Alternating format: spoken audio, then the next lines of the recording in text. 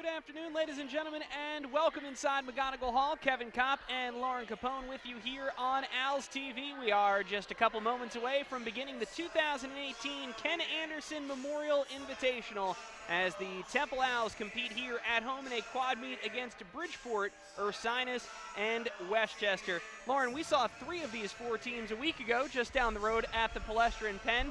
We saw Temple win a quad meet on the road against Bridgeport, Penn, and Ursinus. We welcome Westchester into the mix here this afternoon. And you look at a Temple team that kind of had a hot and cold start to their first month of the year. They opened with what is still their season high score, a 194.875, and you think, okay, it's just a matter of time now. We're going to break through that 195 threshold, put up our biggest score of the year, and it just hasn't quite gone that way for Temple. But I think last week at Penn, we saw some signs of what this team knows it can be this year. Definitely, yeah, they have, they've been playing around with their lineups a lot. You'll see a lot of people that are familiar, but also they've flipped people in and out and switched people around, and I think now is the time that they're really trying to settle down in terms of a concrete lineup with the same girls, so you can build some confidence and some chemistry within all of those lineups. But they have all the skills, all the pieces. They just got to put it all together and really focus on the little things. And I think they'll be right back up into that high 194, hopefully 195 range.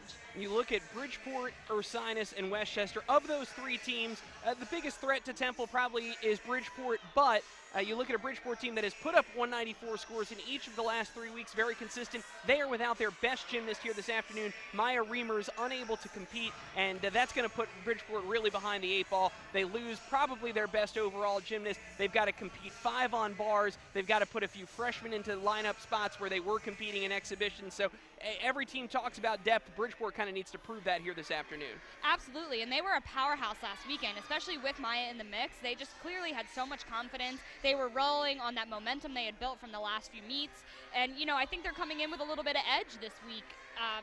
They didn't lose by that much compared to Temple. They had a rough beam rotation, and I think if their beam rotation would have hit cleanly without falls and major wobbles, there would have been just a few tenths between those two teams. So I think we're going to see a really interesting battle between Temple and Bridgeport. And then you look at Ursinus and Westchester. These two teams have to be getting sick of each other. This is the 4th time already this season that they have competed on the same floor. But obviously local rivals and schools that probably are going to struggle to crack into those top scores the way that Temple and Bridgeport will this afternoon. But a lot at stake as they still have other honors to compete for. They have postseasons to think about, and we've seen positive progression from both teams from where they started the year to where they've been over the last couple weeks. So this is another chance for them to come in here, compete against each other, and try to get a big road score. Exactly, and all of these teams function in the same region. They're all in that northeast region, and if you look at those rankings, things are still pretty tight, and even just regional bragging rights, at hand, people still want to move up in the rankings no matter what their end goal is in terms of postseason. So people are at this point, kind of halfway through the season. You want people to be knocking things out of the park. You want to see season highs, career highs. You want to see big improvements from event to event, from gymnast to gymnast. So we're going to begin in the first rotation with Temple on vault. They'll go in home order or Olympic order today. They'll start on vault, go to bars, beam, and finish on floor. Starting over on bars is Ursinus. Starting on beam is Westchester, and Bridgeport will start on floor, where they were terrific a week ago at Penn. So we will be bringing you all of the Temple routines this afternoon, and then we'll try to whip around and get as many other routines as we can. We'll bring you scores as we get them, but let's talk about this Temple vault lineup, since that's where we're going to begin this afternoon, and it will start with a freshman, Madison Renix. This has been a really terrific freshman class. They'll compete throughout all 4 events, so we'll be led off by Madison Renix, followed by Yasmin Eubanks.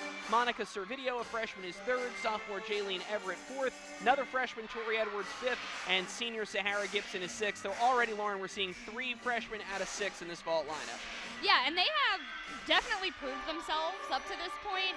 Madison does a great vault. She's very calm. There's no apparent nerves, and that's exactly what you want in a leadoff. So we are officially underway with Madison Renix starting the meet off for Temple. And a huge Yurchenko tucked full. She actually stuck. Great chest up landing. Maybe a little bit of deductions in her feet with the tuck. I think tuck fulls are a little bit difficult in that sense to really keep that solid tuck shape throughout the entire thing. But she did a great job, and that's the landing you are going to want all day long. Yeah, and again, Temple's going to have some vaults after this as we get another look. And Lauren, that's what you're talking about, just that foot separation coming over the table there and the form deduction. But nothing given away on that landing. Absolutely not, yeah. And, you know, I think we talked about this last week, if anybody was kind of hanging with us last week. Between especially teams like Temple and Bridgeport that are going to start from with the same start value, same skill level, you are going to need clean landings and those little deductions. So, you know, Madison might be working on that form deduction in the gym, but she really, really brought it home with that landing, and that's going to be the exclamation point on that vault and should boost her score, you know, a little bit more than maybe what she's seen in the past couple weeks. Yeah, her season and career high thus far is a 9.65, and we await her scores as we get ready for Yasmin Eubanks up second for Temple. And it will be a 9.625 for Madison Renix with that 9.9 start value, but Temple's going to have a couple 9.95 starts as we get further on into the lineup. This vault being one of them. Yasmin actually just upgraded this vault this season, and she's done a great job thus far. So she'll be laid out Yurchenko full.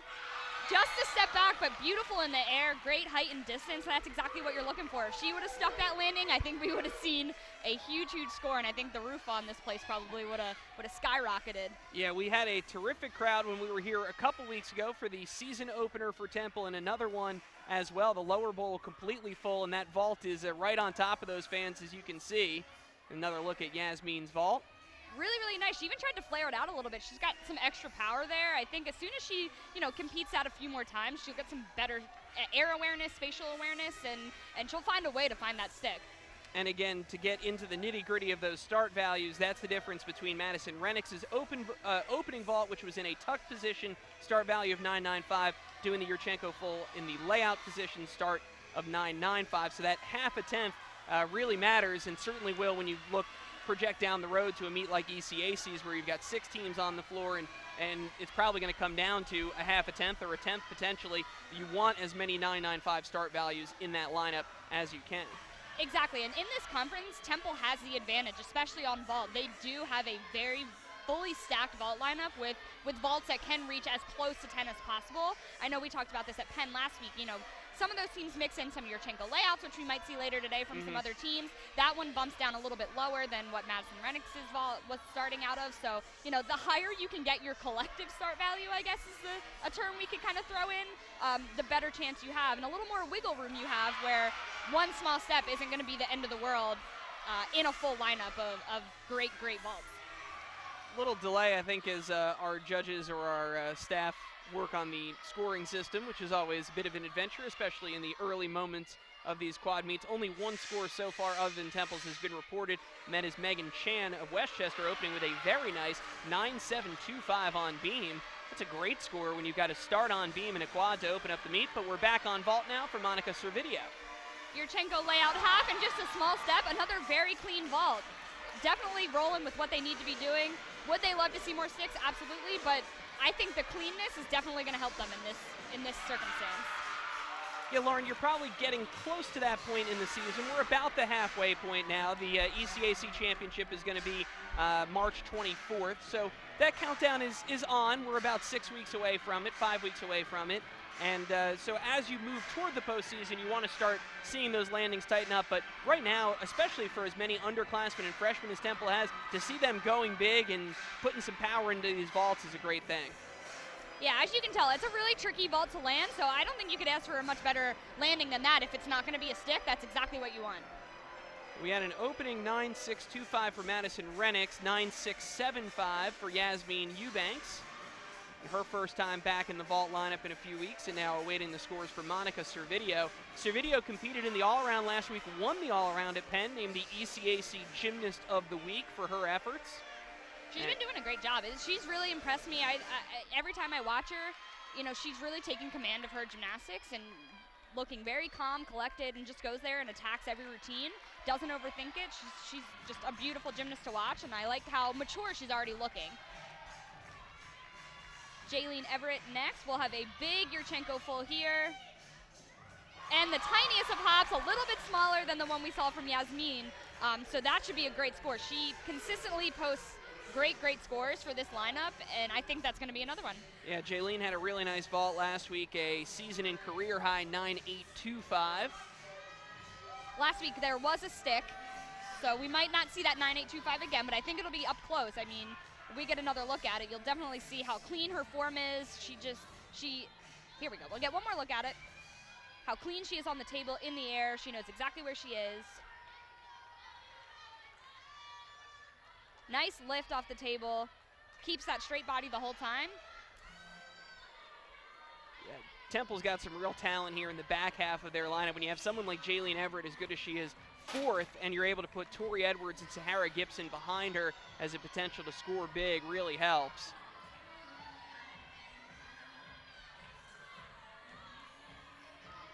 And I believe they've played around with this lineup a few times. I think Tori used to be where Jaylene was, and now she's back in this 5th spot, so maybe they're trying to boost up her score a little bit. You know, Jaylene's a very consistent high scorer, so, you know, kind of playing with that is definitely where, I guess you could say, strategy comes into gymnastics just a little. Kind of playing with who goes where, hoping that the scores build as the rotation goes on. And trying to do that here, freshman Tori Edwards. Another Yurchenko layout full, just a step. Another clean vault. The Temple's been stuck in that 9.6 range so far, 9.625, 9.675, 9.65. And we did not get a score yet for Jaylene Everett. And it comes up now, 9.725. We'll have the scores momentarily for Tori Edwards. So, again, no real big numbers right now as we look at Tori Edwards' vault on replay. Temple hasn't gotten up into that 9.8 range, but no mistakes so far. Everyone 9.625 or above. It's a fine spot to be, and now Sarah Gibson could just go out there and try to knock one out. Yeah, she's got no pressure. I mean, right now, the scores they have are great. It would be great to get one even bigger, but there's no score, I would say, that they desperately need to drop. And if anyone's going to stick, it's going to be this athlete right here. Had a beautiful vault last weekend, so we'll see how she does.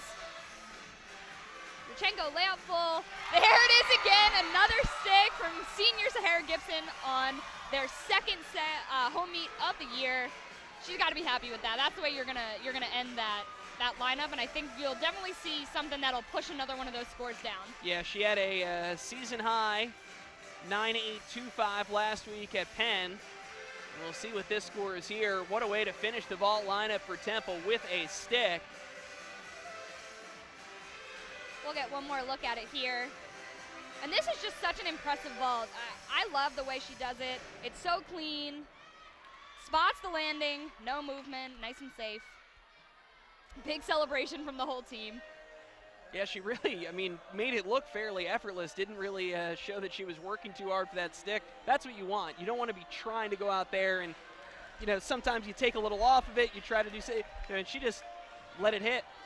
And it looks like a 9.85 for Sahara Gibson, matching her season high. And Temple's going to go 48.6 in the opening rotation on vault, just where they want to be. We're going to have a couple of exhibitions, beginning with Morgan Friday. She does the same vault as Madison Renix, that Yurchenko tuck full. A really nice vault. Could definitely flip in and out. And I think I've talked about this before. Temple's depth, especially on this event, is very impressive. A lot of teams you'll see, yeah, they have maybe 6 vaults that creep up into that 9.9, 9.95 start value range. But they have girls that if one went down, it wouldn't change their collective start value at all. So we'll get one more look at it. I think this is one of the better ones I've seen. Her chest was a lot better than some of the other vaults I've seen. Really good form. Just a small little hop to bring her chest up just a little bit, but great vault from Morgan. And Temple's going to go 8 deep today on 3 of the 4 events. We're going to see 2 exhibitions on vault, beam, and floor, and 1 exhibition on bars. So this is our second exhibition. Freshman Ariana Anderson, who was actually in the lineup last week. She'll go Yurchenko layout full. Really nice height, a little bit close to the table, I'd say. She could probably work on, kind of blocking back and getting some more distance, but for a freshman, her 3rd time performing on the event, a great vault, really nice in the air, and she'll work on that more, get more confidence, and, if next year when, Sahara Gibson has to step out as, her eligibility runs out, she'll be ready. Yeah, absolutely, and that was loads better than what we saw in the lineup. Probably a little bit of freshman nerves in the lineup last week. You drop back down to an exhibition, and that's obviously, I think, more reflective of what Coach Umi Celine Beasley and her staff are seeing in the gym. Exactly, and last week they were at an away meet. It's somewhere where you're not comfortable. It's not your equipment, so this might have been a better chance for her to show off, you know, how good she can do. Yeah, you can see the height there, a little bit of pike down, and like I said, just the distance. But we'll see what the judges give her on that. Actually, I'm curious to see because it was definitely better than some of the others that we've seen. Yeah, Morgan Friday had a 9.525 in her exhibition. And it just picked up the end of the routine there from Cassie Hageman of Westchester. Westchester's putting up some really nice numbers on beam, so we'll keep an eye on the Rams and on Bridgeport as well here in our first rotation. 9.65 was the exhibition score for Ariana Anderson, so would have come close to scoring today. It actually would have matched the lowest counted score today, so yeah, not far off. Right, and the more confidence she gets, you know, she'll work on those little things, and you know, she'll be right up there with right where she needs to be. Ursinus has struggled on the bars so far. Their high score out of their first three is a 9.25. They've had 2 in the 8s.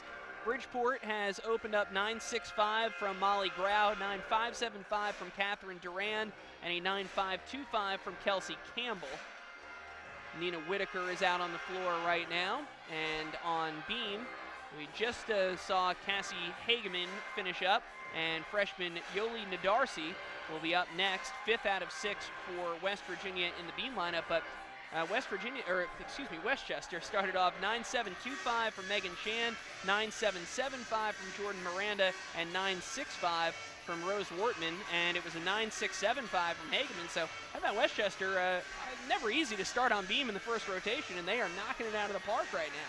Yeah, this is actually the first look I have gotten in person, not just looking at scores from Westchester. So it's really nice to see them come out and, you know, throw some big skills and get rewarded for it as they should. Statistically this season, Westchester ranks 3rd out of these 4 teams. They're 62nd in the nation with an average score in the low to mid 191s, and their season best is a 192.250. A punch front with a little bit of a wobble there. May have been something she was trying to connect directly to this flight series. Handspring, layout, step out, another small wobble, but nothing major.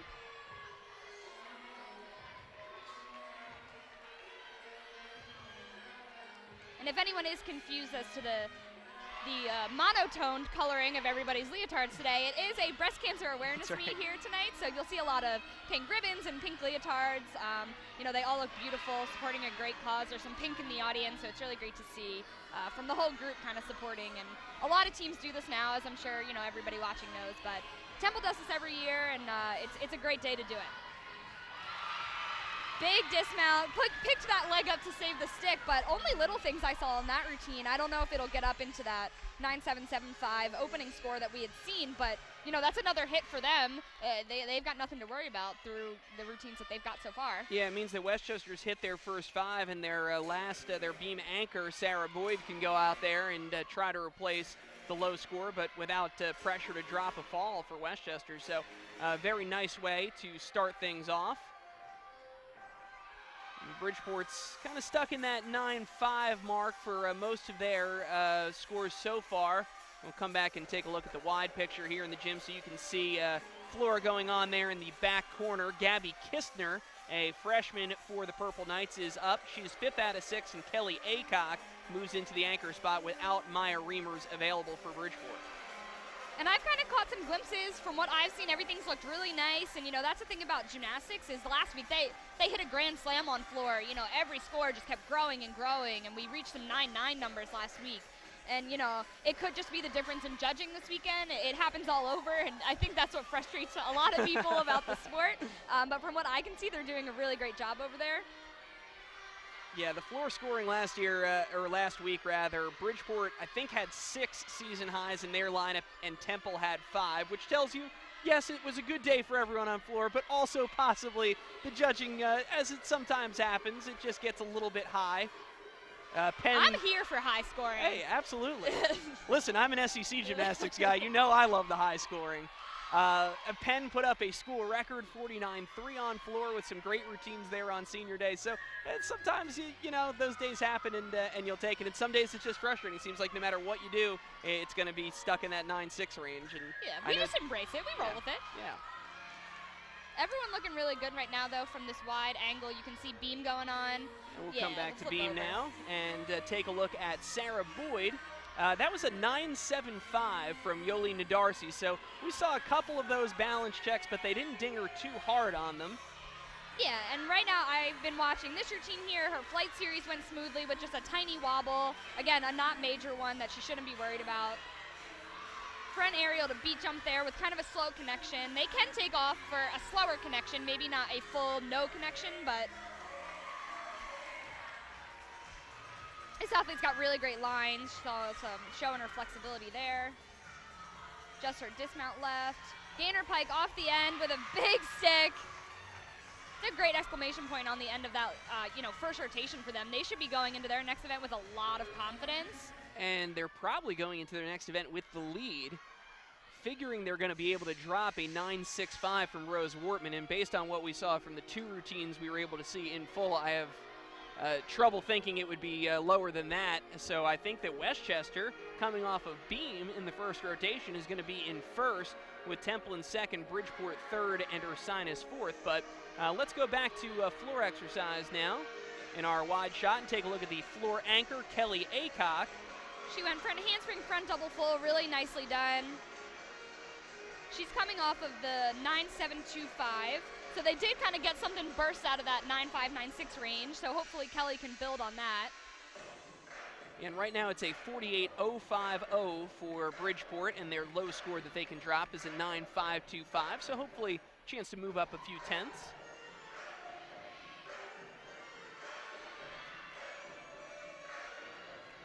Back 1.5 front pike for Kelly, really, really nicely done. So far, so good.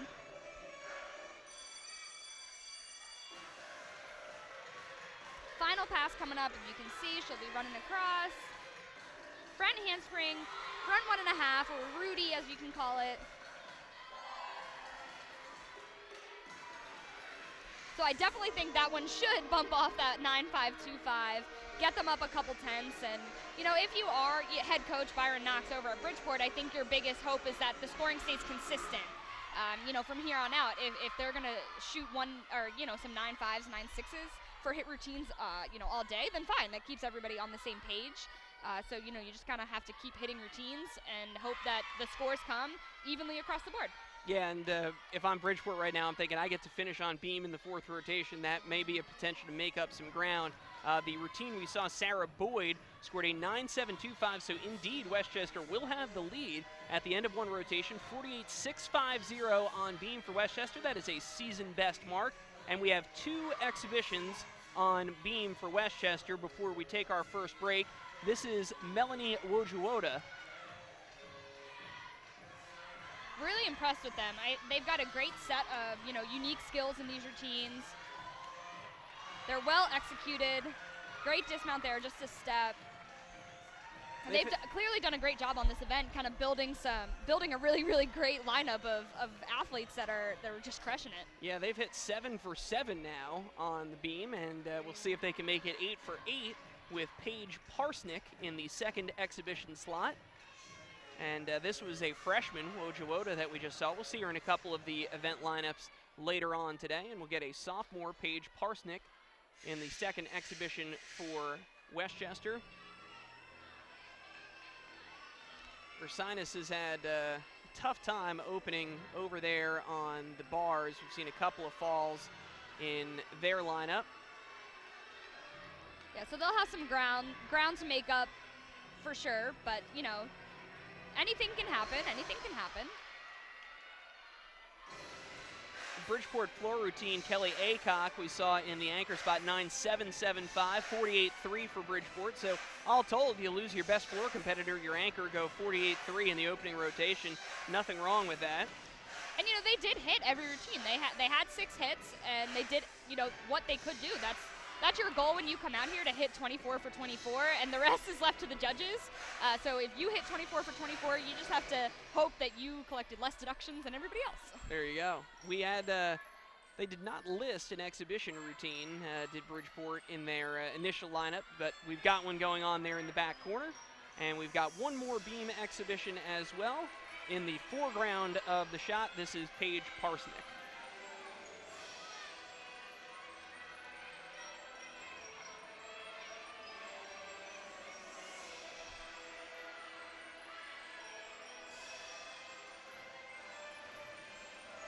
that last pass over there on floor was a whip back 1.5.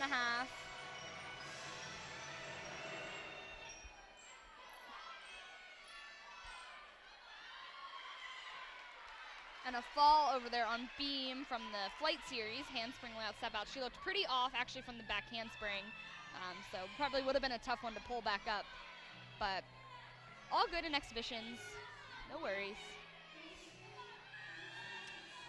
And we will see Parsnick in just a moment. Interesting, you put her up second exhibition. She's got to lead off on floor, so you got to get this out of your mind right away and get over to floor exercise where she will lead off.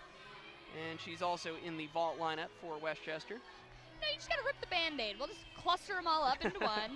I don't think I would have hated that as an athlete. I'm sure I probably did it at one point, but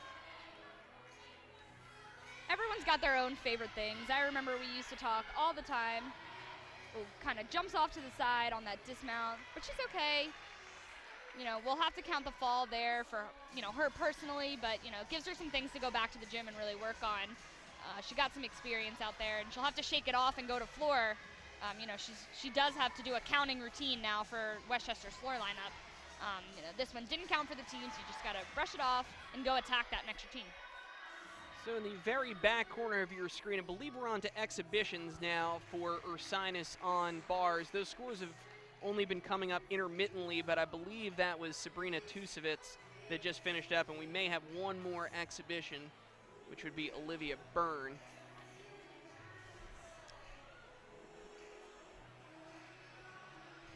Nope, I was one off. That was Byrne. So I think that will bring us to the end of our first rotation. And you've got three teams that are feeling pretty good about the way they open, but nobody feeling better than the Westchester Rams right now, who lead the meet 48-6-5-0 on the balance beam. Temple in second, 48-6 on vault. Bridgeport in third, 48-3 on floor, and Ursinus opens in fourth.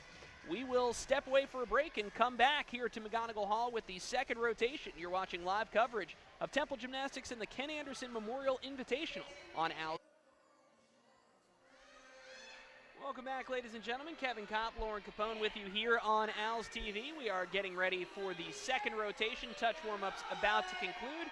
Here are your standings at the end of one rotation. These are the official scores. Westchester 48-6-5-0 on the beam. They are in first place. Temple 1/10 behind, 48-5-5-0 on vault, led by a 9-8 in the anchor spot from Sahara Gibson. In third place is Bridgeport, 48-3 on floor. Their leading score, a 9-7-7-5 from Kelly Aycock. And Ursinus, some trouble on the bars. Their high score is a 9-4 from Amanda Palladino, 44-1-5-0 for Ursinus. So they open in fourth. In our second rotation, Temple moves to bars, Ursinus to beam, Westchester to floor, and Bridgeport to vault. So we'll start with Temple on the uneven bars, and that lineup will look like this. Yasmin Eubanks leads off. Delaney Guerin, freshman, moves up to second in the lineup. Monica Servideo third. Tori Edwards fourth. Carrie Arone fifth. And Daisy Todd in the anchor spot. This is the lone event we'll see Daisy Todd compete in today. Unfortunately, just hasn't been able to get going and back into the all-around this season. But another freshman-heavy lineup, but one that's been working for Temple thus far this season. And there was actually a last-minute change. I was down there for warm-ups, and Alexa Phillip was originally slotted as the anchor spot. I don't know if Coach Umi Salim Beasley just wasn't liking the way she warmed up, or maybe something else happened, because I saw Alexa out there still fine. She will be an exhibition now rather than the anchor spot, but that slotted Delaney Guerin in, who I believe has been in the lineup a couple times, but definitely is exhibitioned. So yeah, this very freshman-heavy, you know, Umi's got to go with her gut, and I think it's a fine choice for her to make, and, you know, we'll see kind of what happens. Daisy's comfortable being in that anchor spot, so no worries on that one, I don't think, but we will see how the switch plays out. Yeah, it's interesting because you look at Alexa Phillip, who was last year's ECAC bar champion, has not really got it going on bars in any meaningful way this year, and Daisy Todd, who finished second in the all-around and was, by all accounts, probably the best all-arounder in the ECAC last year as a freshman, has not got it going in the all-around at all, hasn't competed vault or floor this season, and has only sporadically competed beam. So if someone told you that those two things would happen, you'd say, man, Temple's really struggling at this point this season, but it's a credit to everything that has been built up around them that they've been able to be as good as they have. Exactly, and that just shows kind of the unpredictability also of gymnastics as a sport. You know, some years you're good, some years you're not, you know, whether people kind of have ebbs and flows in their performance, but they have people that are filling in and doing a great job. So at this point, no worries. And here is Yasmin Eubanks leading off for Temple. Such a unique bar routine. So far looking really clean. I think the key for Yasmin is to clean up the little things. She has her skills very well, but she's got to hit handstands, get her feet, legs together, and, you know, probably stick this dismount. She'll go double tuck and grabs that stick. A huge, huge start, and exactly what we were looking for. That's probably the best I've seen from her from the routines I've seen in competition this season. So that'll kick things off really nicely for the Temple Owls. Lauren Capone calls for a stick and gets it. And we'll take another look at this. Is such as the power that you wield. I know. I just love when they listen. You know, it's the alumni power, I think. Today is also Alumni Day, so if any alumni couldn't make it but are watching, shout out to you guys. You guys rock. Getting another look at the opening bar routine for Yasmin Eubanks on replay here. Yeah, she just swung really nicely. She, you know, had great spaces on top of the bar, saw that dismount, not a single budge. So great start for Temple as they begin with a stick, trying to keep that going. And now Delaney Guerin getting ready to go. She was the lineup switch that we talked about. She was supposed to exhibition today, and anytime you're in that lineup as an exhibition, you got to be ready to go, and she sure enough gets plugged in here second in the lineup.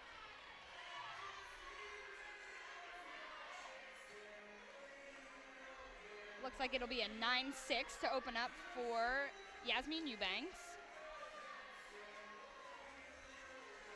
Not a bad start, and hopefully things will build from there.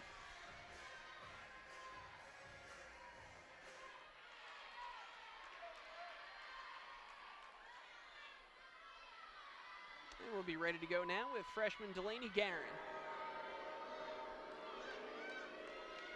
She's really got to work on handstands. I think that's one of the biggest differences for freshmen, but a huge Ginger. Gets that one at the last second. Blind change into a straddle back.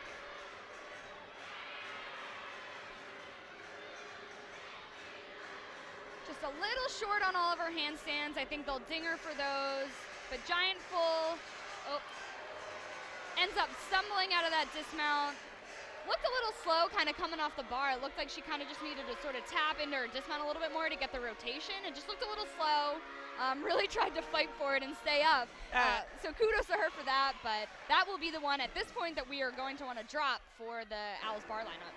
Yeah, it ended up looking worse than it really was because she's trying so hard to avoid putting her hands down, which counts for the fall and counts for the 5-10. So she was willing to risk it and take a big stumble there. But, yeah, it looked like just lost a little bit of momentum, lost a little bit of power going into it. And as you said, Lauren, some of those mistakes, just freshman mistakes that will come with time and more experience in this lineup.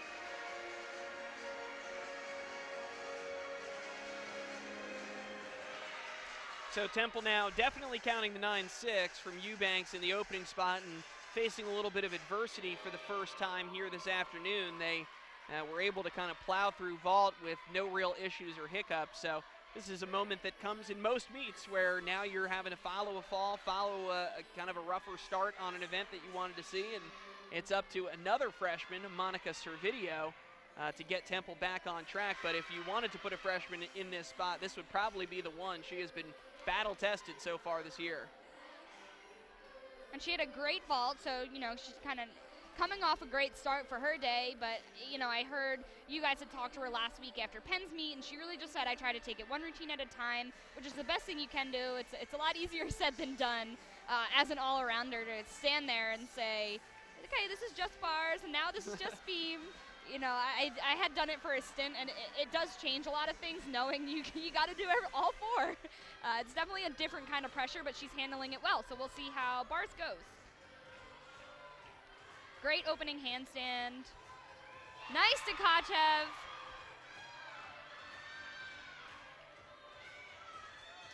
She'll go bail down to the low bar, a little bit of feet. Just her dismount left to go. Double A. and basically a stick. I got a big reaction from the crowd on that one, and well deserved. It was a really nice routine. Might have jolted the back a little bit. Yeah, she really plugged it so hard in the ground and comes up a little limp after that one, so that'll take some of the air out of the celebration. It was a great bars routine and just what Temple needed to get back on track, but that's not a gymnast that you want to lose for any length of time with how valuable she is to this lineup. And especially with two longer routines coming up, beam and floor are you know, they take a lot more endurance, so the better you feel, the easier it is to get through. But you know, a lot of times those things can kind of shock you a little bit, and it might just have been she needs to sit down for a couple minutes, stretch it out. You saw athletic trainer Kendall Stewart kind of run right over. You know, hopefully they'll get it taken care of, just kind of work it out. Didn't look to be anything too big, but we'll see kind of how the rest of that plays out and how Tori Edwards kind of comes back after that. Now continuing that trio of freshmen here, you've got 3 in a row between Garen, Servideo, and Eubanks. We'll also see 3 freshmen in a row opening floor with Madison Rennick, Jordan Oster, and Servideo hopefully later in this meet.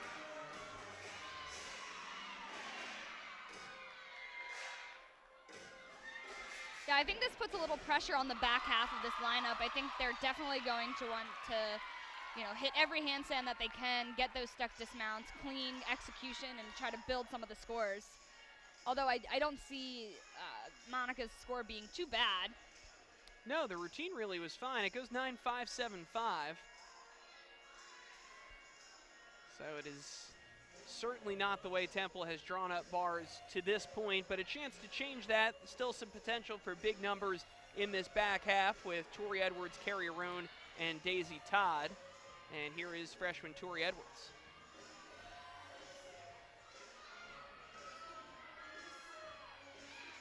Big Dakachev to start off.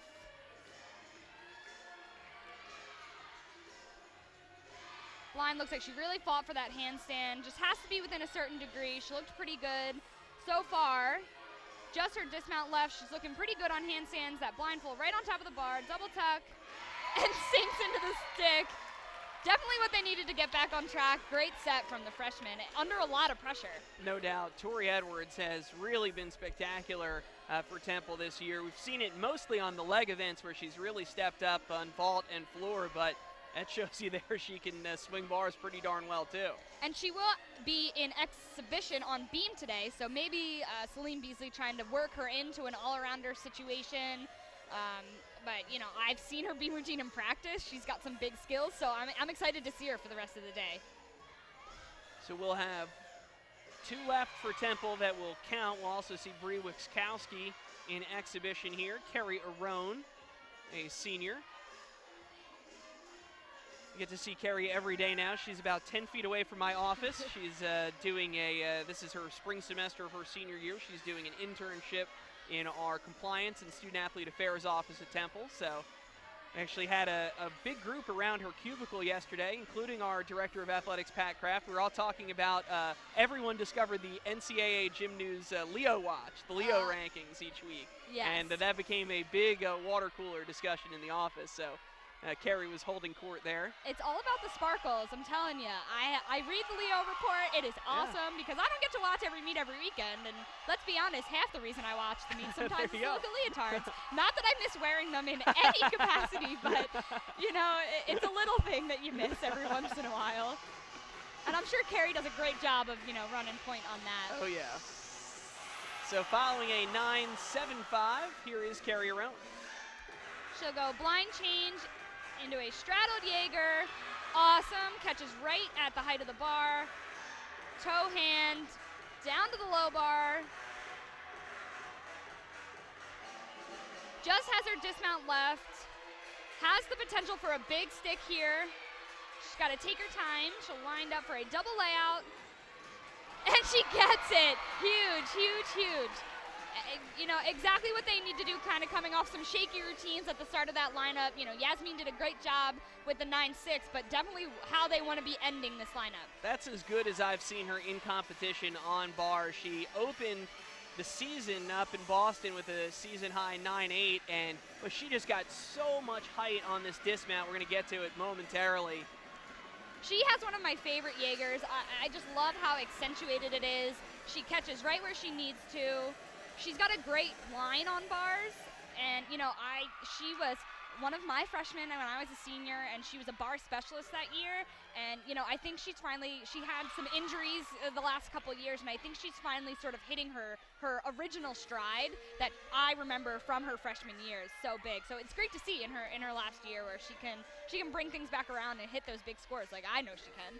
Terrific routine there when Temple needed it. They've got to go high here with their last two, Arone and Daisy Todd, who we know can do that to make up for some earlier issues on bars.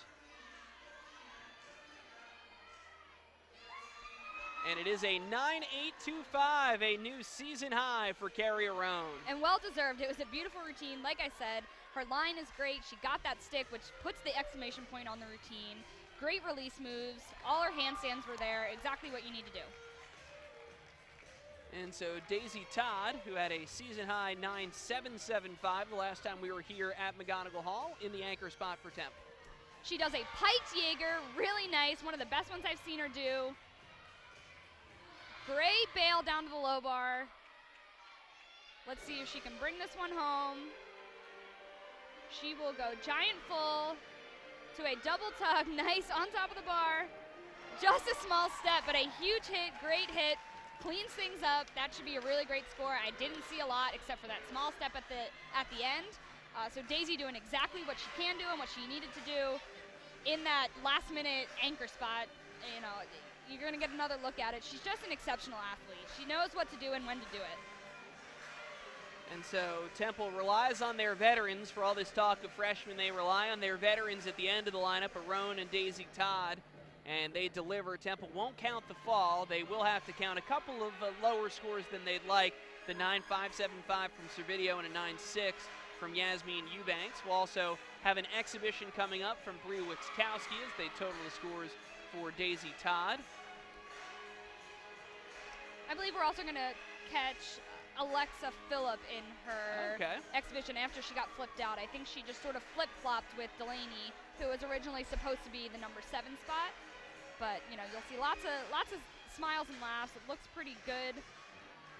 And a 9.7 comes up for Daisy Todd, which is, you know, kind of right where I thought it would be. A really nice score to kind of cap that off. I think if she would have gotten that stick, we would have seen just a little bit higher. But another great set. Can't complain. 9.7 for Daisy Todd to close out. 48.450 for Temple on bars. That's a tenth below what they did on vault, but certainly going to keep them right in the mix. Westchester coming off of their meet high performance, the 48.65 on beam. Hasn't blown it up on floor, but we'll talk about that in a moment. First, Alexa Phillip in exhibition. She has a huge combination to open up and does it beautifully. That's the way, you know, I remember seeing at ECAC championships and on a normal basis. A little shy on that handstand, but just the dismount. Front half, low chest, but grabs the stick. And that's a hit set for her. I think she dealt with a little bit of injury kind of in preseason and early season, so I think, you know, Umi just wants her to build that confidence back and, you know, get out of her head a little bit so that by the time she feels comfortable putting her back in the lineup, there's no question about whether Alexa's going to miss, you know, fall over on a handstand, miss that huge release move. And the critical thing about Alexa's routine is this opening connection right here, because if there's one beat that's missed, she loses a ton of bonus. Her start value drops very low, and you know it isn't the situation you want. So I think Umi made the right call in putting her in the exhibition spot. Got a hit routine under her belt, and we can go from there. Boy, and I don't know how she managed to stick that, because she did not get a lot of height off of it. I mean, that was just a line drive right into the ground, but she plugged it. And a super unique dismount too. And yeah. That's what I love about Alexa's routine. It really stands out when you watch it. It has different elements you don't see every day, and when she does hit it, it's huge. But like I said, the little misses in there can blow up that whole routine. Yeah, and especially, you know, when you had her slotted in second in the lineup, you get off track there, it really puts a lot of pressure on 3, 4, 5, and 6. So, Yeah, consistency the key. And speaking of, one of your more consistent gymnasts on this roster, Bree Wickskowski, the junior captain to exhibition on bars. A really special day for her. Her mom actually spoke at the beginning of this meet as someone who had previously battled with breast cancer. So I talked to her last year at a couple of the pink meets we had traveled to, and I know she really says how much these meets mean to her and her family, and she takes it really to heart, and I think she uses it as motivation for her to compete at these meets. And you know, she'll do it for her mom and for all of those who have battled and struggled, and I think that's a good motivator for her, and it really works, and you'll see just how proud she is to compete on meets like this. Yeah, if you were with us at the very start of the broadcast, that was Bree's mom that addressed the gymnasts and addressed the crowd here, a breast cancer survivor. We also had 2 weeks ago when we were here, it was the military appreciation meet, and Bree's a part of the ROTC, so she's been a part of each of our meets so far. Yeah, and she's, I keep thinking she's a senior because she's been the captain for so long. It feels like she's a senior, but she'll have to, she'll wait. She's only a junior. I say senior day would be about her too, but that's senior day 2019. We have a good pack of seniors though, a small group.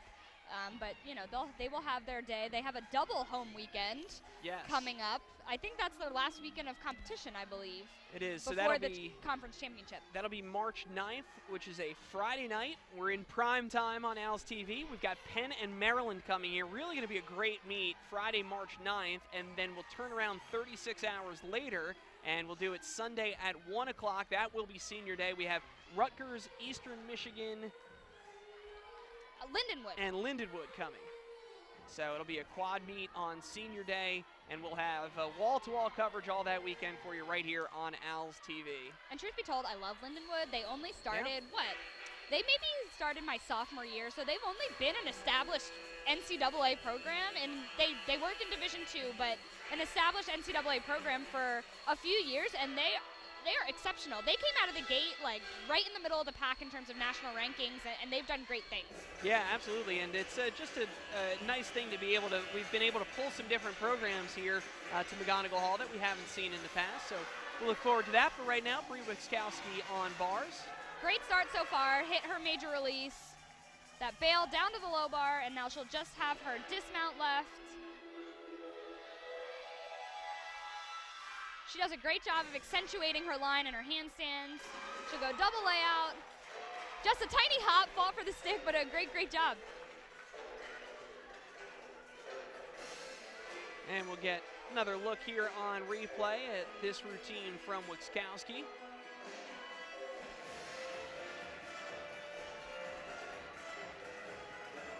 I think a lot of her bar work, we've seen her in the lineup before and not in the lineup. It's just little things. She often, might miss a couple handstands, some little form things, but she's always, like you said, a consistent competitor and someone you can count on.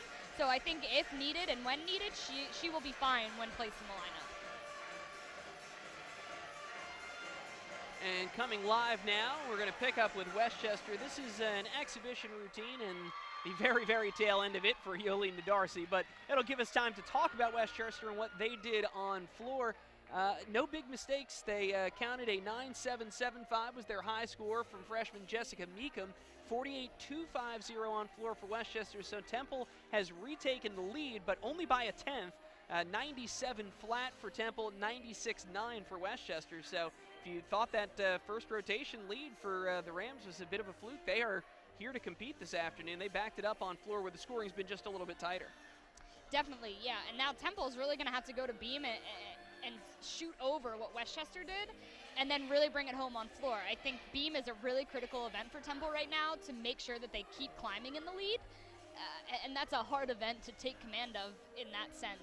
But, they have a great lineup coming up of girls who have consistently competed in the lineup. So as long as they can hit it 1 through 6, I think that they will see the scores that they want to see and keep going and win this home meet. And this is the last routine of the second rotation for Ursinus. This is sophomore Autumn Snape in exhibition on beam.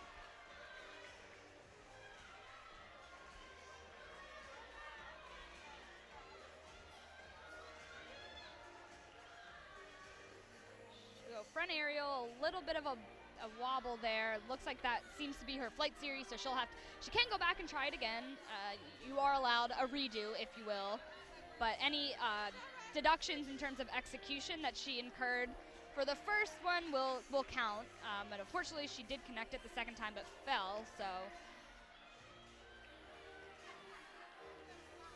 we'll look to minimize any other deductions for the rest of the routine. And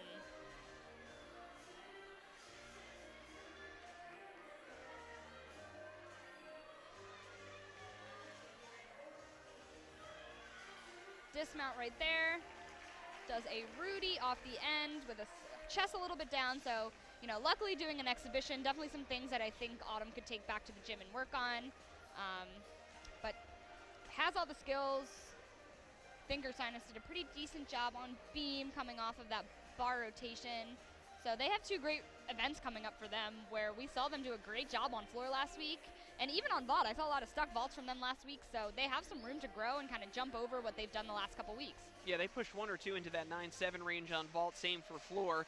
Ursinus in 4th at the moment, but the top 3 have tightened up between Temple, Westchester, and Bridgeport. Temple with a 97 flat on top of Westchester by only a 10th, and on top of Bridgeport by 6/10 halfway through today's meet. In our 3rd rotation, we'll be back with Temple moving to beam, Ursinus on floor, Westchester on vault, and Bridgeport on bars. You're watching live coverage of Temple Gymnastics in the 2018 Ken Anderson Memorial Invitational. We'll be right back on Owls TV.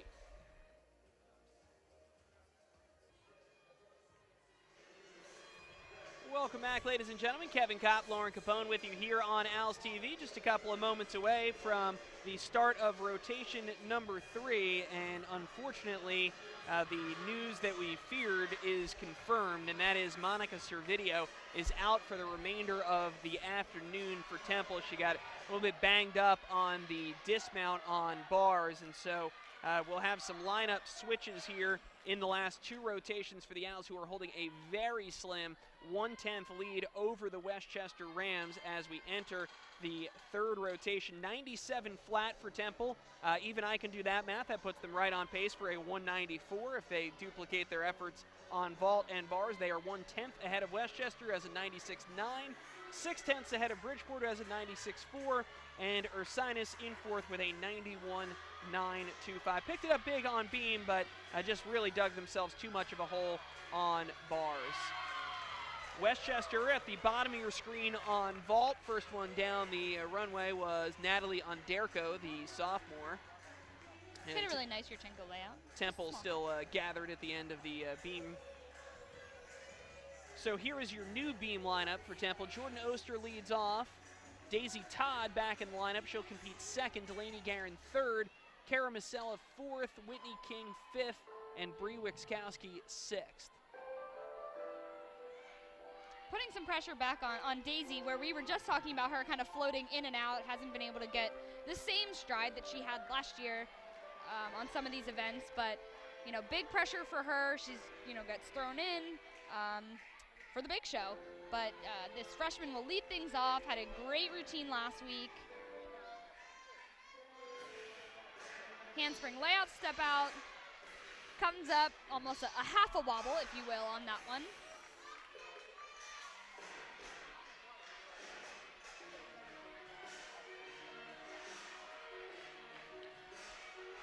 Switch leap, tuck full, nicely done. I love to watch Jordan kind of get settled into the events that she's been put in on. I do not believe she competed in the first meet of the season officially, but now she's doing a great job. But a big wobble there on that front aerial, but again, nothing major to worry about. Gainer full off the side and gets a stick, so saves a couple 10s there. Great work from the freshman to open things up. I really just saw that big wobble out of her front aerial will be the big deduction from that one, but a good way to start things off with a hit.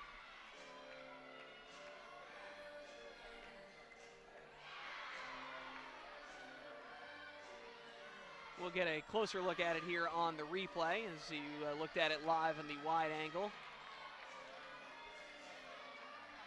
There's that dance pass one more time. We'll get a second to look at this wobble right here. It was kind of hard to tell from my angle kind of what went down. Kind of looks like maybe her shoulder just dipped as she was coming around. But again, nothing major, nothing to, you know, put a ton of pressure on the rest of the lineup for. And you saw another great look at that dismount with that stick.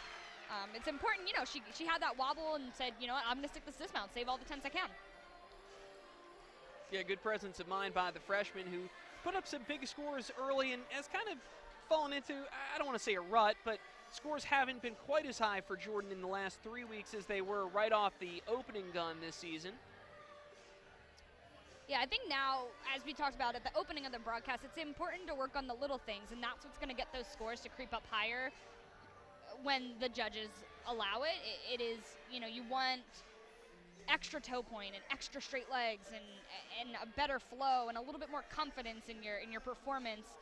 All those things matter when it comes to the judges and every meet. So I think watching people like Kara Masella, who has kind of some of the best beam artistry I've seen, those little things matter, and I think for a freshman it takes a while to learn that, but you know, Jordan's hitting routines, and that's the most important thing. So here is Daisy Todd, who is a late substitute in this lineup, but this is a gymnast that you don't mind putting in as a late sub. She's obviously battle-tested and experienced as a sophomore. So far, so good. Great flight series. She does a tricky flight series that we'll see a couple times, you know, forward and then has to change momentum backwards. Same dance series as Jordan, that switch leap tuck full, really, really nicely done. Now I think what Daisy hopes for here is that she gets a good stick on this dismount. I've seen her kind of been working on this a little bit in practice and in warm-ups. Gainer full, but grabs the stick, really well done. Another hit, 2 up, 2 hits for the Owls, rolling through just what they need to do. Hopefully they can creep into some of those scores that Westchester got, but Westchester is on vault, and you know, the good thing for Temple in this scenario is that Westchester will compete a lot of vaults that start from a lower start value. So opportunity for wiggle room a little, but not too much wiggle room. Yeah, and we'll come back wide here really quickly so you can see this vault from freshman Jessica Meekum, who is your reigning ECAC Division II Gymnast of the Week. Looked like a pretty good vault. She did a Yurchenko layout half. It had great distance, maybe a little bit of form in there, but overall a good vault. I caught, again, their first vault and then that vault, so things seem to be going pretty well for the Golden Rams on vault. Yeah, and we're back looking at Daisy Todd on replay here. You're absolutely right, Lauren.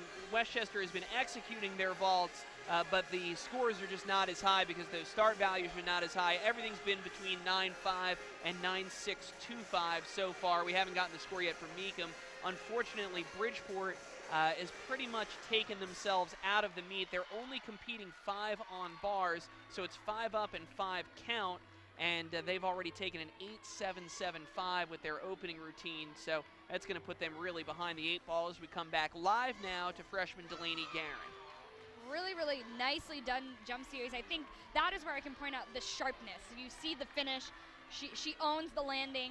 There isn't a wobble in a fingertip, and I think that makes a point to judges. Handspring layout, step out, right up, pulls it up. I think this is an event where you can tell Delaney feels a lot, you know, very comfortable. She likes this routine. She's competed a few times. She's at home, doing a great job.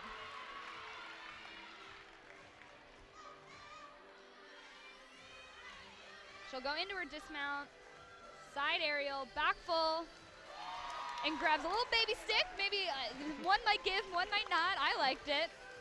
But again, 3 up, 3 hit. They're rolling through. Daisy Todd had a great score, so, and you know, Delaney's form is second to none, and I think we're gonna see another great score. Yeah, her season high and her career high came all the way back in her very first meet up there in Boston, a 9.75 on beam. See if this can challenge that number. We're at home, we're feeling nice. We'll give her a stick on that. 100%, I agree with that.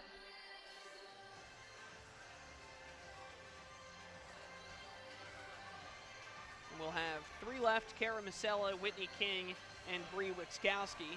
Some seasoned beam workers. I was going to say, this lineup gets very experienced. Even though we're talking about 2 sophomores and a junior, you're talking about a lot of competition experience between those 3. And Kara and Whitney are specialists on this event. I know they practice other events at practice, but you know, this is where they shine. So you know, they they know what it's like to only compete one event in a day, which can have its own pressures, much like I talked about competing in the all-around being very, very stressful. You know, competing in one event is also very hard. You have a lot of waiting just for one performance, and I think that can get in people's head a little bit. And it is a 9.8 new career high for Delaney Guerin on the beam. Big number for Temple, and that sets up Kara Masella, who's on the beam now for the Owls. Really, really great beam set you'll see here. I love her confidence. I talk about it every meet, but I just like the way she dances and kind of how she projects, how comfortable she is on this event. She'll do a series similar to Daisy's front toss to a back handspring. Really nicely done.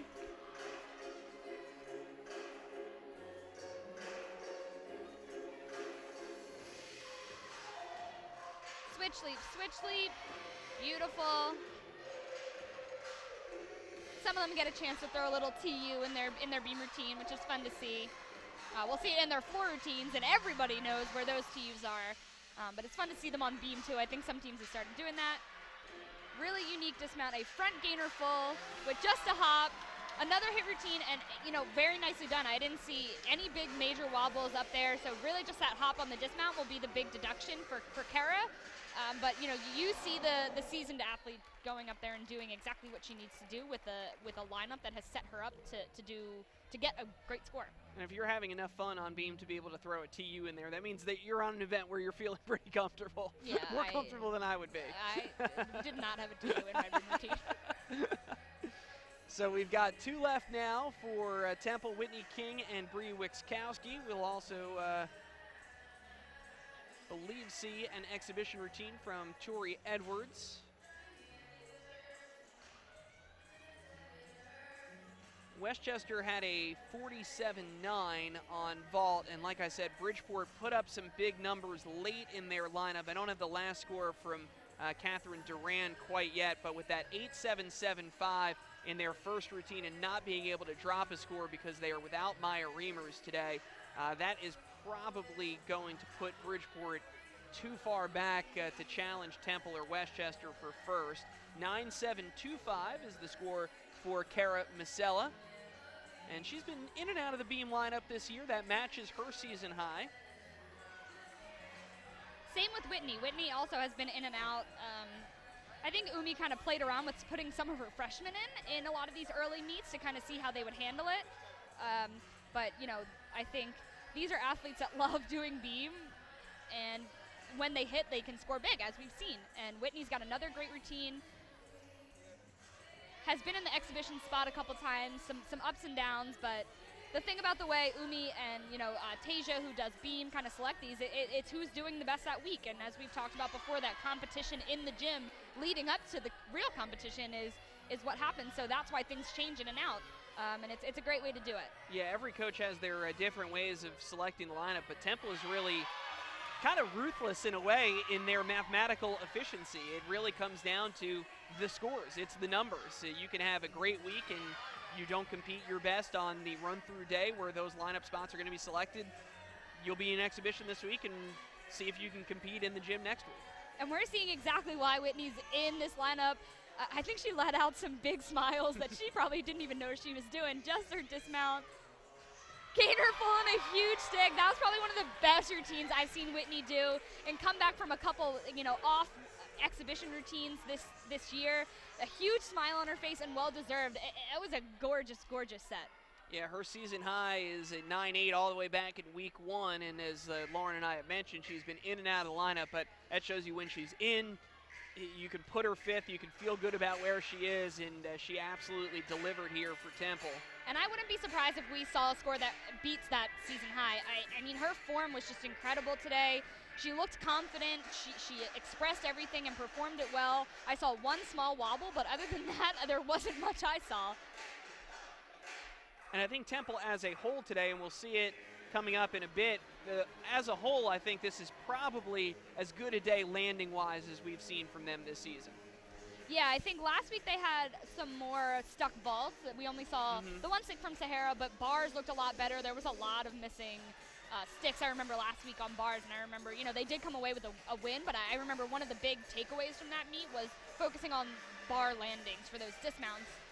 But they did a lot better on that, despite having, you know, Monica with a little bit of an injury that she dealt with, and the one missed routine that they had.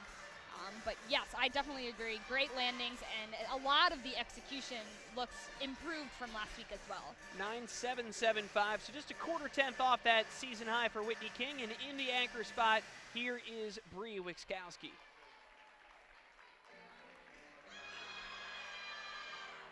And ends up coming off, so that unfortunately will be the routine we're going to drop. And right now, sitting at a 48.7 unofficially, will be the beam score for the day. It's still the best of the 3 rotations so far for Temple, but hurts a little bit. You think that with the way they've got it going, they could have dropped perhaps that 9.65 in the opening spot from Jordan Oster and moved it up maybe a few tenths. And something you don't see often from Bree, I don't remember in the 3 years that I've been watching her, seeing her miss a whole lot. But you know what, now is the time to do it. I think I've always said that. The time when you don't want to see that happen is at the ECAC Championships. Yep. She's going to be disappointed, but better now than later. Yeah, there's really no meaningful lasting effect coming out of that. It's still the best rotation for Temple. Of course, as it always happens, you have a fall, you finish with a stick. Someone should do some sort of mathematical study on that. Seriously. It feels like every one of those ends in a stick. Gymnastics analytics is going to be the newest thing people are going to start getting into. So Bree takes out her frustration there at the end of that routine with a stick. We will get to see Tori Edwards in exhibition for Temple, and we may have time to pop over to Floor and check in on Ursinus after that. So every team is going to come out of this rotation feeling like they left a little bit out there. Temple did the most to help their position, 48-7, and they're going to make up a ton of ground on Westchester and Bridgeport and put themselves in a comfortable first heading into the final rotation, but still got to go out there and execute. Comfortable is a relative term. Westchester hit their vaults but didn't have the start values, 47.9, and Bridgeport, really a shame. They're only competing 5 gymnasts. They start with an 8.775 that they have to count from Kelly Aycock. They put up huge numbers the rest of the way. Back-to-back 9.8s from Kelly Tereshko and Catherine Duran, but not enough, nothing you can do about it when you're carrying that low score, and they score a 47.750 in this rotation. 9.2 from Wiskowski, that is the score that's dropped. And we're just about ready now as we come back live for Tori Edwards. And I think that 9.2 says a lot about Bree and Bree's beam. You know, a fall is an automatic 5/10, plus the wobble that she had on the beam trying to save it. If she would have come right up with no other issues, that would have been nearly a perfect routine, in my opinion.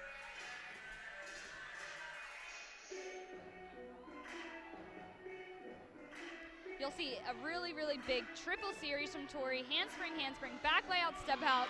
Very nicely done. And that is something you're starting to see a lot more in NCAA gymnastics in general. It builds a lot of difficulty. It stands out.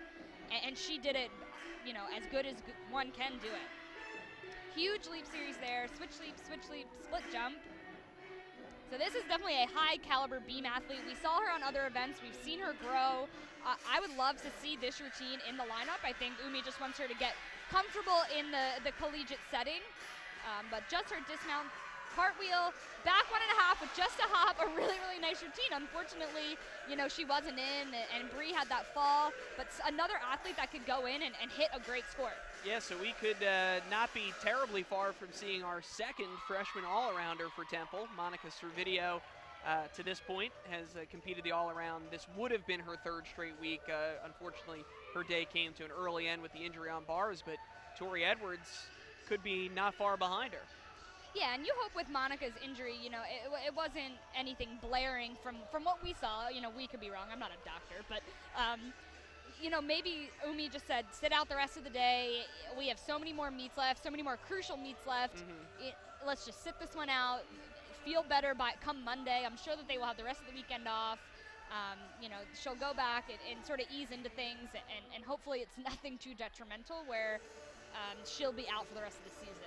9.775 was the score in exhibition for Tori Edwards. That is a number that Temple would have signed on the dotted line for today. So unfortunately it doesn't count, but it's something to think about moving forward. And I think we'll have time to go over to floor for Ursinus. We'll pick up and see where we are in the Bears lineup. I believe that they've got their anchor left to compete and 2 exhibitions, so could spend some time here on floor.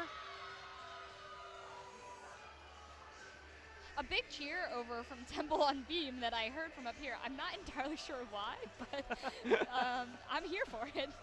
Anything they can do to build the energy.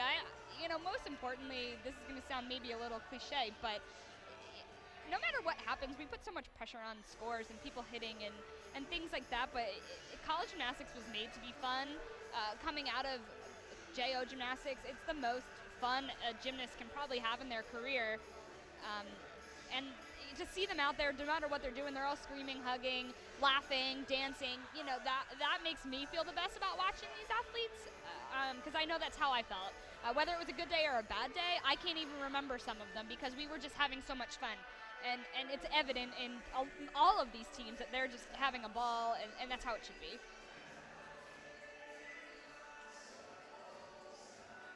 Yeah, very well said. And I think that's one of the things about this Temple team. They got so many freshmen that are just out there competing for the first time. You don't know what you don't know.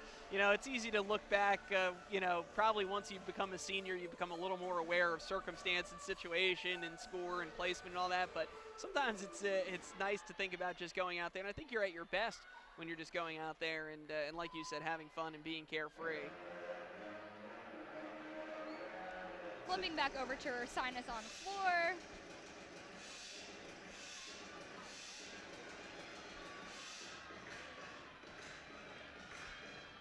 This is their anchor, Eleanor LaFountain. Really great opening pass, a sky-high double tuck.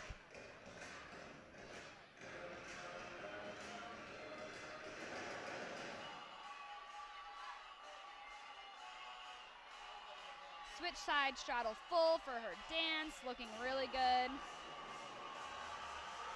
She's got all of her teammates doing a routine with her on the side, which is always fun. Second pass, front Rudy, looked like it was into a jump but kind of cut it short. But nothing major, all good.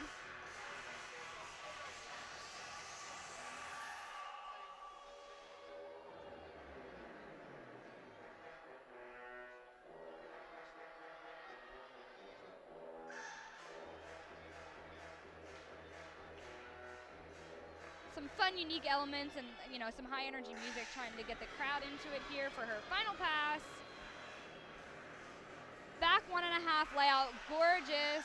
A really nice routine, just a little bit of like a half slip up on that second pass, but it shouldn't be anything detrimental. I wouldn't be surprised if that was probably one of their highest scores of the lineup. Yeah, and as is often the case, when you look at teams like this, like in Ursinus, where, most weeks they're scoring in those high 180s, mid to high 180s. Their high score this season has been a 187.425 when they were down at UNC. You can see in certain lineups, especially once you get to the anchor spot, gymnasts that are capable of scoring with any of these teams. It really comes down to a depth issue that they can't necessarily go 6 deep and have those scores stay up there. But, a gymnast like Ellie LaFountain has had a pair of 9.775s already this year on floor, and another good one right there. We're going to see 2 exhibition routines, though something may have changed in the floor lineup for Ursinus because they originally had Sabrina Tusevitz listed as an exhibition, but she competed 5th instead of Heather Brubaker. So this may be a little bit of a wait and see. They also had Haley DeChico, a freshman, listed as an exhibition as well. So let's see what we get here from Ursinus. Yeah, I know we had gotten a note during the break that there had been some lineup changes with, we talked about Temple's beam lineup change with Monica being out, but I heard there were a couple other changes. We just didn't have the full report up here on our perch. Yeah, so sometimes folks, we may seem like we know everything, but we know what you know.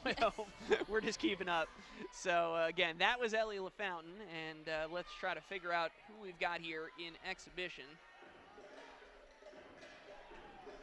This is indeed freshman Haley DeChico out of West Hartford, Connecticut. And it looks as though LaFountain's score was a 9-6, so pretty good score. Just like some form things, but she had all the right pieces there. She should be good. And that is the high score of the afternoon for Ursinus on floor exercise.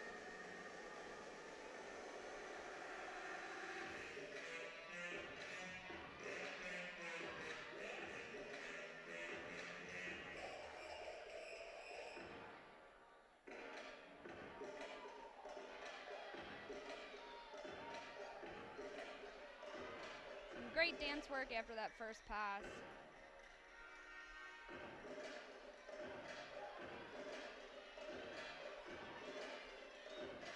And this is always one of those interesting moments in a quad meet where for just a brief moment everything slows down, and even though you're in an exhibition and it doesn't even technically count toward the team score, you're the one with all eyes in the gym on you.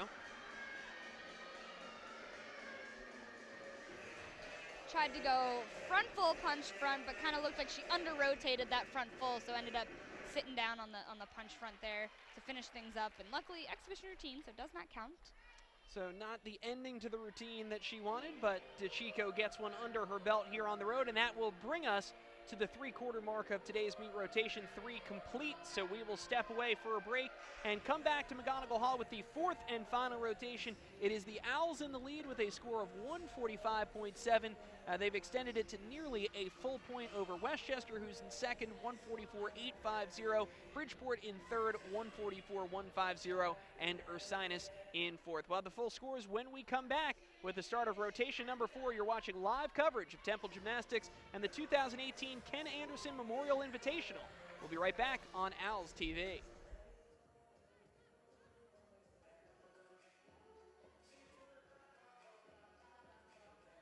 Welcome back, ladies and gentlemen. Kevin Kopp, Lauren Capone with you, and we talked about being loose and having fun. That's the scene right now on the floor as Temple gets ready to finish up their home meet on floor exercise. Clearly everyone is not feeling too tight right now, Lauren. Absolutely not. Again, they're just having fun. They're doing a great job today, and floor, I think, always goes best, and they execute floor best when they're having a good time. Floor is indeed a party. It is the party of the afternoon for every team. So, you know, if you're having fun, everything else is going to fall into place. And some big things at stake here for the Temple Owls. And, you know, we had Monica Servideo go down, but we're going to see some people go in, and we'll see if we can finish this meet off just as they've done all day with some good, consistent scoring and, you know, keeping that score so they can take home a win, or you know, 3 wins, in fact, the way we count it in gymnastics here in college. You know, winning this quad meet would be a win over every team. Yeah, and Temple is, you know, it's a sport that you really don't get too hung up on wins and losses, but Temple's put up a very impressive record this year. They're 12-3, and they've got some pretty high-profile wins. New Hampshire, Maryland, Pitt, they beat Towson twice. So this is a team that in head-to-head competition has done pretty darn well for themselves. And we are beginning with Madison Renix, a freshman leading off on floor exercise for Temple. Ursinus is on vault, Westchester on bars, and Bridgeport on the beam. Great opening there from Madison. She had a, you know, I love that Uni keeps her in an opening spot. A freshman in a leadoff spot is not something you see as often. But she clearly has confidence in what Madison can do and how she performs as a leadoff athlete. So we will see how the rest of this one goes. So far, so good. Yeah, Temple overall has 3 freshmen leading off 3 different events. Madison also leads off vault, and then Jordan Oster has been leading off on beam all season. And you just caught a glimpse of that TU I had mentioned earlier for Madison. Great second pass, front layout, front Rudy, nicely done. And I think this is one of the more confident sets I've seen Madison do. I think she was a little timid. I think the first couple meets that I saw her being first in the floor lineup and being a freshman, I think we got to get her to break out of her shell a little bit, and I think we're finally seeing a little bit of that here. And I don't think the dance party hurt that opening up a little bit. Last pass, really nicely done. Front Rudy. Great start from Temple. Yeah, but Lauren, to your point, she had a season and career high 9-8 last week at Penn, but I thought this was more of a performance today. 100%. And hopefully, you know, kind of the home gym advantage, if you will, kind of comes into play here. I think floor scoring's been a little tight all day across the board, but, you know, maybe that they're saving the big scores for our Temple Owls. You never know. The judges are a little unpredictable. Yeah, Temple sitting at a 145.7, and again, that magic number that we keep coming back to is that 195 that Temple is trying to achieve this year. They got close last year. I think it was in this meet. If it wasn't the Ken Anderson meet, it was one of their home meets last year, a 194.975. That's as close as you can be without hitting it. They would need to put up some otherworldly scores on floor today, though, as we said, anything is possible, especially if you can get a big number right off in this leadoff spot and really try to set up the rest of your lineup to then top it. I always hear the expression, you want to leave the judges no room to go. If they start out with a 9-8, second person up does better, they've got to get to a 9.825 or 9.85. And so forth and so forth. So we await the scores for Madison Renix. Lauren mentioned that Temple is without Monica Servideo. She was injured on bars, did not compete beam, won't compete floor, so we'll get to see India Anderson back in the lineup. And I'm so excited. Last year, she actually tore her Achilles. I was at the practice that it happened. It was devastating. India is one of the most exciting athletes to watch. I believe last year she was just doing floor, but had done some vault work. And I am so, so happy that she's getting a chance to get back into this lineup. She's, you know, braced and taped up, but I think she's doing okay in terms of the health department. Obviously cleared by them, and you guys aren't going to want to miss it. It's a really, really fun routine. But first we'll go with Jordan Oster, who's having a great day herself. Double tuck to open, kind of had to take that step forward, a little bit short, but nothing too detrimental. And that score came up for Madison Renix just now, 9-7. But that's still a great place to start. Like you said, Kevin, you got to leave them no place to go but up as long as there's no major issues from the girl that goes after. So exactly what Madison needed to do, a great score on a tight floor scoring day. So we'll see how the rest of it goes. Second pass here for Jordan. Whip half, front full, beautiful. No issues there.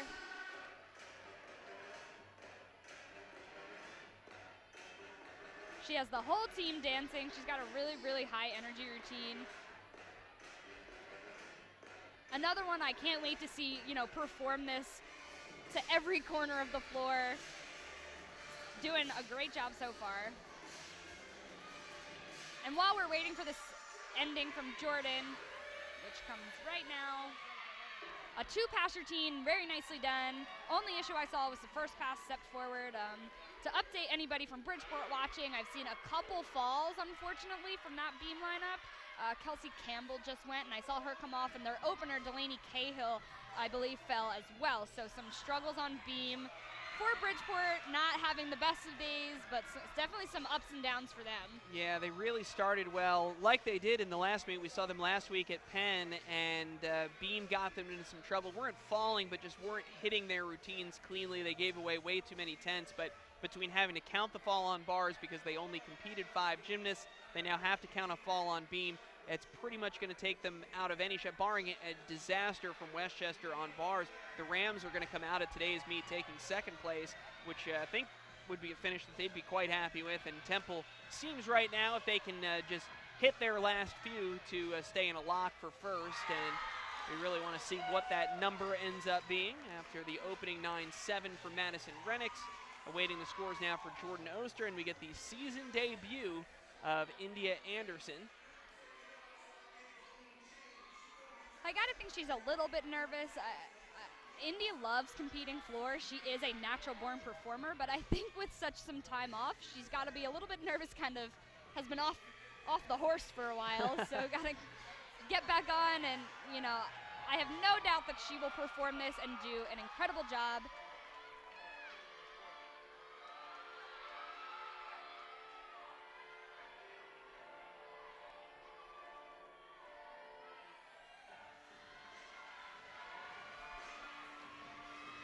First pass, huge double pike, straight up, lands straight up and down. No questions on that one, and now she'll get to have a little fun. Her team is just loving it. I think they missed this routine a little bit. This is the kind of stuff that, you know, we've kind of traditionally expected to see from Temple. Just really high energy, really involved and engaging, and no one does it better than India, in my opinion.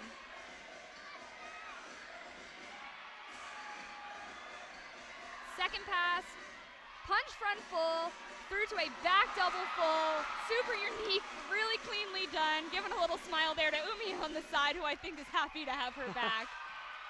I mean, this is a big, big weapon in the lineup for Temple. If they can get her back and keep her in on a consistent basis, she just has a level of power, and it really stands in contrast to, no offense to Morgan Rennicks or Jordan Oster, who are very good gymnasts, but then India Anderson comes out third and is just jumping out of the gym. I mean, his passes look enormous. And you just got to give it to their performance. It captivates you.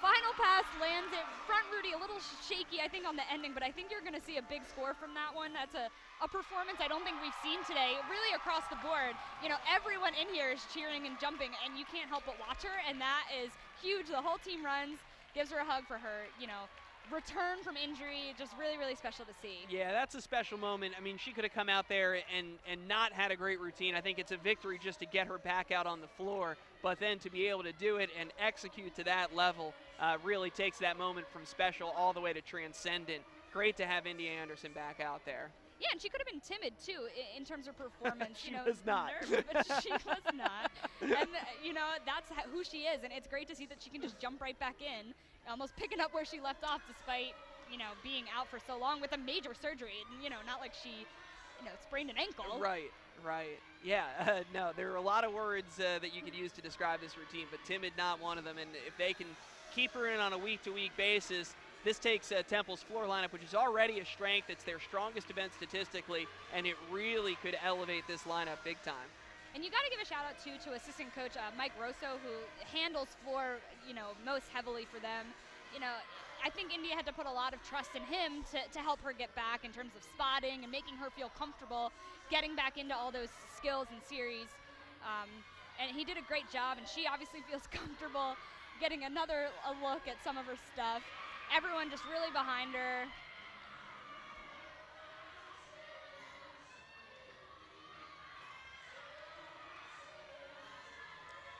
Looking at it in replay right here, and here's the, well, we cut out right before that moment where her team rushes her, but if you want to check back to Al's TV later today, we'll have full highlights and interviews from today's meet, and you can, that'll certainly be among the highlights. India Anderson is back, stepping in for the injured Monica Servideo. And now Temple's final three, Sahara Gibson, Tori Edwards, and Jaylene Everett. And there's no let up here. The talent just gets deeper and deeper for Temple in this back half of their floor lineup.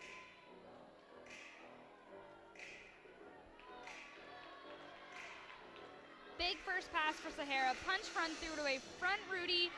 Oh wow, one of the best passes I've seen her do. She has some trouble with that every now and then, kind of being a little off kilter, but no worries with that one.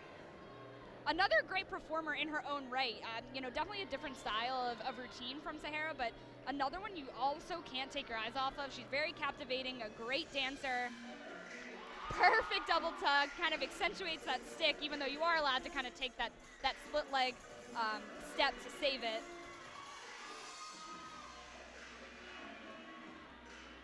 Long leap pass there, nicely done.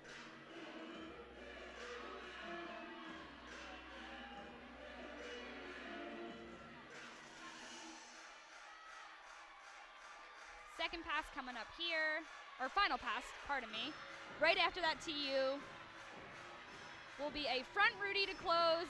Really, really nicely done. A great routine from the senior, showing, you know, kind of what that experience does.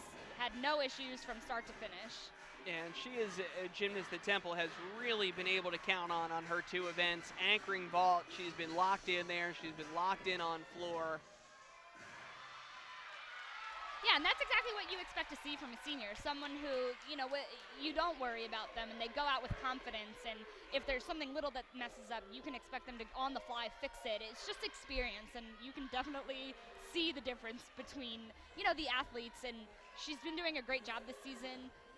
As she only came here as a sophomore, she transferred, but, you know, it's like she's been here from day one. I think she's very comfortable here, and it was a really great move for her to come, and she's doing an incredible job and is a great leader by example for this team. India Anderson before her scored a 9.65, I did see Umi, I think, ran an inquiry on that one because I think a judge gave her a 9-9 start value. So, you know, Umi is allowed to sort of question that if she thinks that the start value was in fact a 10. She can write out the routine.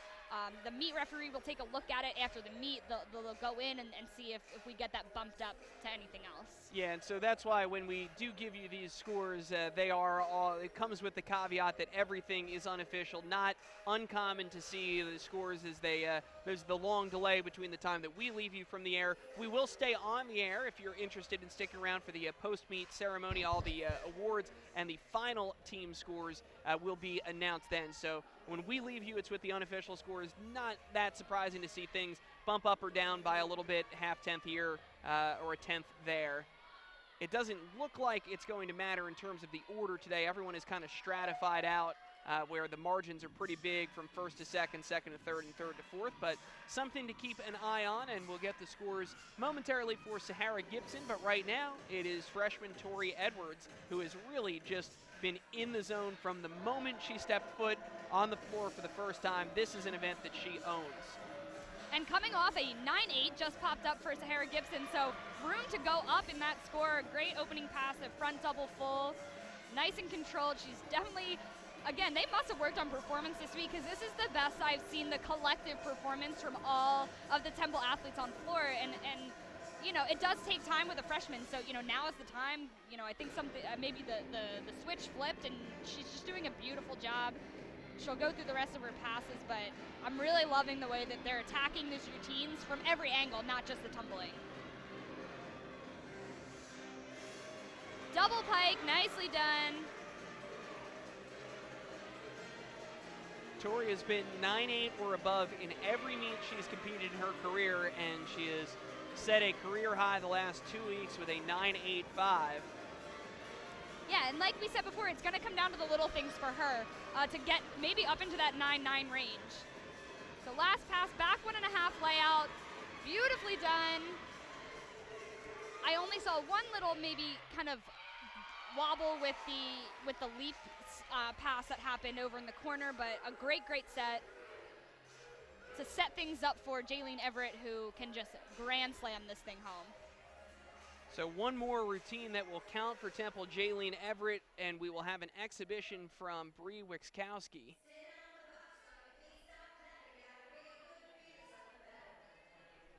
Sahara Gibson's 9-8 also matches a season high, so we'll see if Temple can keep that streak going.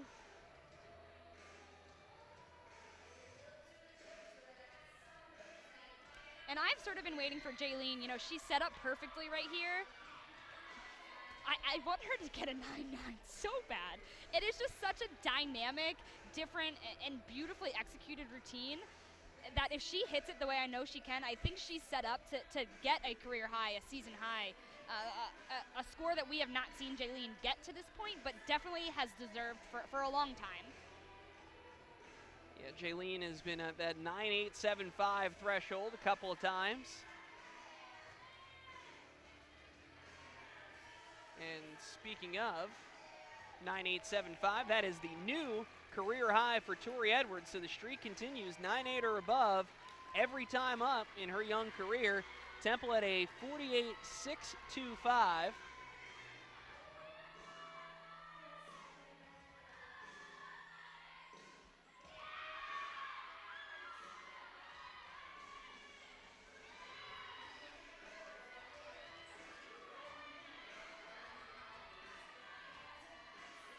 And here is the final official performance for Temple. Jaylene Everett will be the anchor spot here on floor before an exhibition routine. Set up nicely to get a huge score here in this last spot.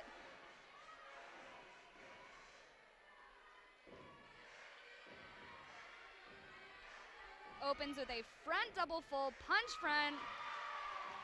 Really nicely done.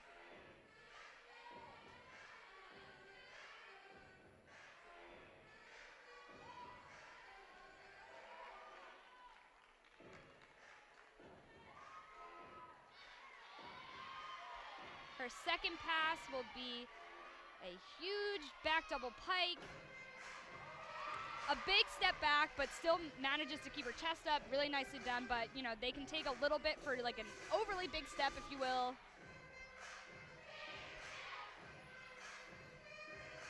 Whole squad back there, knowing right where that TU is. I was going to say, there was no doubt about that one. Yeah, it was loud.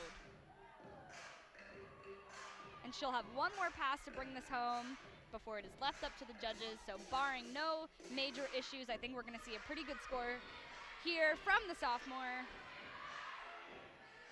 Front Rudy, beautifully done. Only thing I really saw was a kind of big step out of the second pass. But I don't know exactly what the judges are going to do with that. Honestly, I don't. It's hard for us from here, too. It's all the way across the floor from us, and she's landing on that 4-incher, so you can't really tell.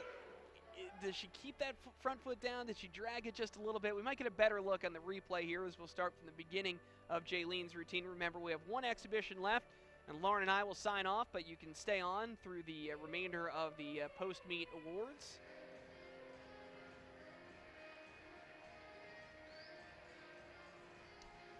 So first pass looked really good. We'll get a look at the second one coming up here.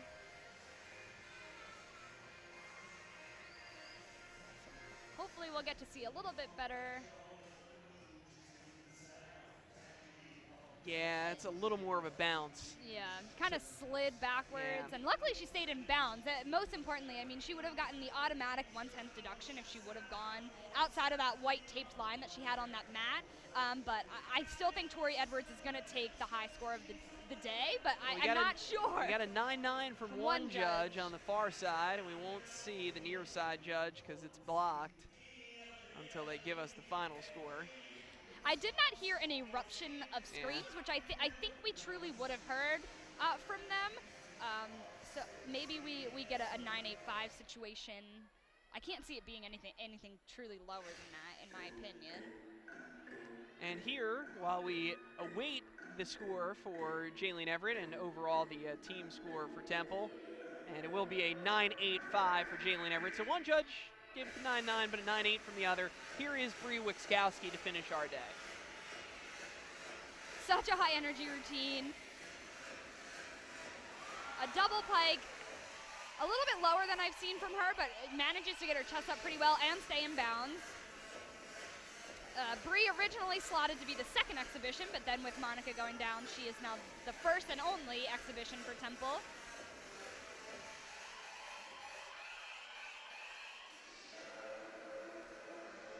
Whip half front layout, really nicely done.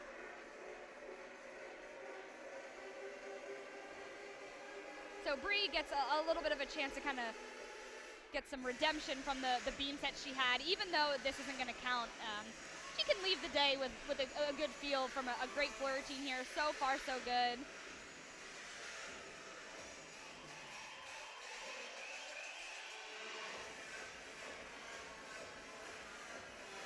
Final pass coming up. Whip back 1.5. Lands pretty well, kind of a little shaky, but you know, a clean hit routine from Bree. I think it'll be a good score for her in the exhibition spot. And a great way to finish the entire lineup and the full meet here in McGonigal Hall. So that will wrap up the day of competition and all of our placements and scores unofficial, but we've got Temple taking the win, or 3 wins today, with a final score of 194-575. Westchester in second. Bridgeport had some issues on the beam. They had 3 falls, including a really tough one from freshman Nicole Javinet, who had stepped in, again, without Maya Reimers to go for Bridgeport. They had to plug some new people into the lineups, and unfortunately it hurt them on the last 2 events. Bars and Floor, they'll take third, and Ursinus will take fourth this afternoon. So, Lauren, we've got a little bit of time before you and I are back on the air together. We're going to have that weekend in March, the 9th and 11th, Friday night at 7 p.m., and then Sunday at 1 p.m. for the senior day meet. So it's going to be a while before we see this team. That'll be the final tune-up before ECACs, which are going to be held right here in the city of Philadelphia, down the road at the Palestra. So your thoughts on where this team stands right now as we enter the second half of the season? I think they're doing a great job. I think they had a really young team and a lot of things to test out in the first half of this season, but their freshmen have really risen to the occasion and shown to the credit of their JO training, what they can bring to the table. And they've got some great scores. I think everyone individually has scored a score that they would love to score at every meet. They just got to kind of solidify those lineups and keep building on the little things. It's really just, at this point, like we said, stuck landings, pointed toes, reaching handstands on bars, keeping your legs tightened together on vault. It's all those little things that hopefully will inch them to that 195 that I think they so desperately want to get to. But they are hitting routines, and that's what they need to do.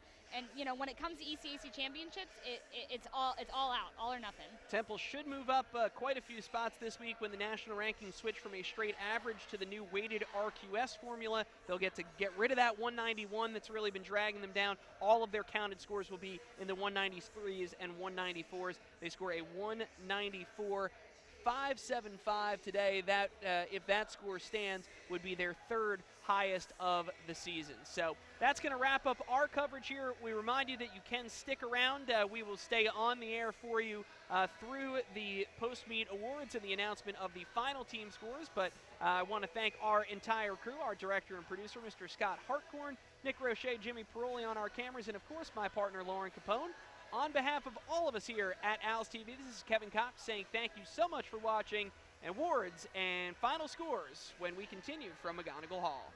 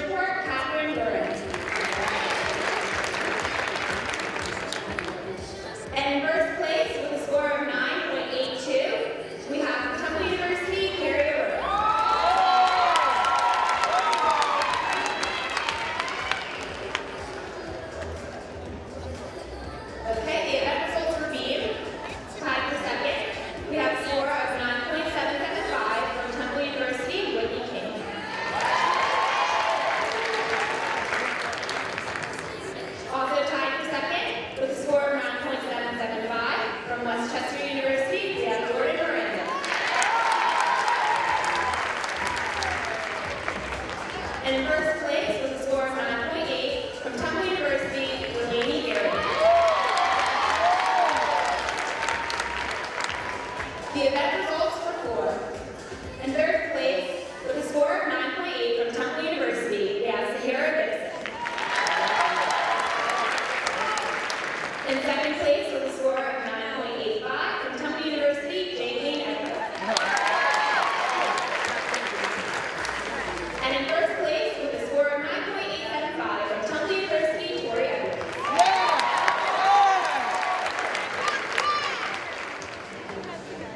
Okay, and here we have the all-around event results. In third place